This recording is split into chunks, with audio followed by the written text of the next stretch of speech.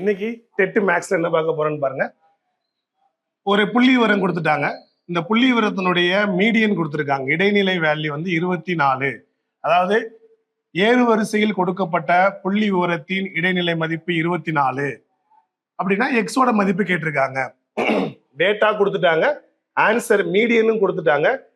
Median வந்து 24, எக்ஸின் மதிப்பு கேட்டிருக்காங்க.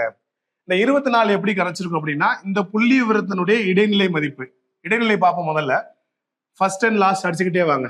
ஃபர்ஸ்ட் லாஸ்ட் கேன்சல் பண்ணிடுவோம். இப்ப பாத்தீங்கன்னா சென்டர்ல 2 நம்பர் வந்துருச்சா? இடைநிலை பார்க்கும்போது நடுவுல 2 வேல்யூ வந்தா என்ன செய்வோம்?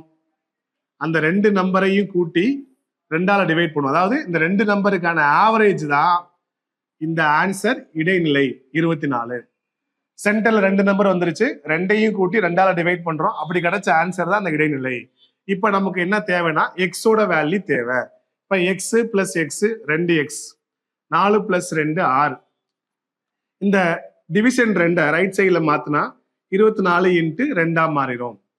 2x plus 6, 24 into 2 48.